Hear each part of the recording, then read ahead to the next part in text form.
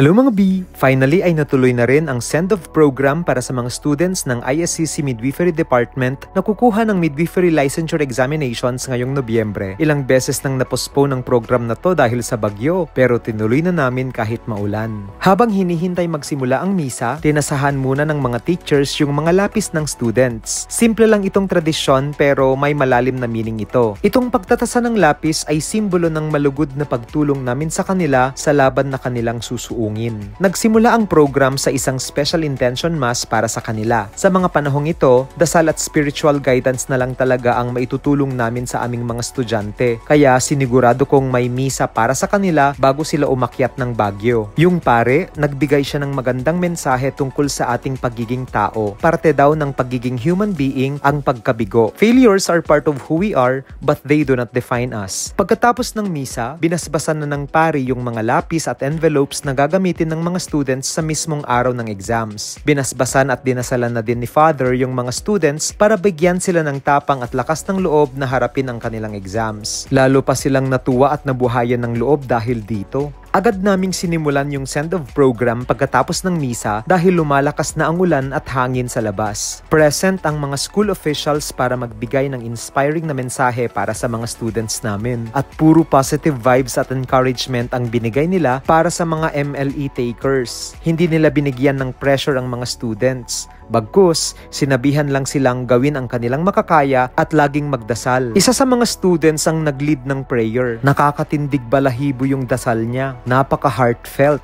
Ramdam mong galing talaga sa puso. Nag-community prayer kami para ipagdasal ang isa't isa. Pag nagdarasal ka pala para sa iba, mas lumalakas ang bisa ng dasal. Nakakatuwa kasi lahat kami, students at faculty alike, ay sabay-sabay at taimtim na nananalangin para sa magandang resulta ng board exams. Yung iba sa mga students nga, napaluhan na lang dahil naalala siguro nila yung mga sakripisyo, puyat, pagod, hirap at gutom na kanilang pinagdadaanan para lang makapaghanda sa board exams. Isang former clinical instructor rin ang bumisita para magbigay ng tips at advice kung paano pumasa sa board exams. Napaka-emotional din ni Sir Kian nung nagbigay siya ng mensahe kasi alam niya ang hirap na dinadaanan ng mga estudyante para sa kanilang board exam review. Nag-iyakan din ulit yung mga students habang nakikinig sa mga teachers nila dahil sa ganda at meaningful ng mga words of encouragement na kanilang naririnig. Ramdam na ramdam nila yung suporta at paniniwala ng buong eskwelahan. Bago kami magpaalam sa isa't isa, nag-alay muna ng isang makabagbag damdaming praise songs ang mga students. Pagkatapos nun ay nag-community singing na kami para i-uplift palalo ang kanilang fighting spirit. Ngayon, naniniwala akong handa na silang harapin ang hamon ng licensure examinations ng may kumpiyansa at pananalig. Good luck sa lahat ng mga future midwives. Nandito kaming lahat para sa inyo. Ating tatawirin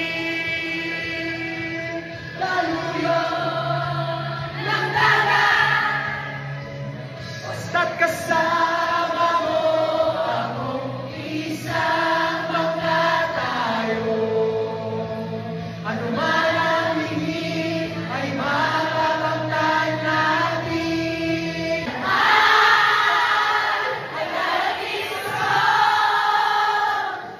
Let's keep pushing on. Cause there's gonna be another mountain.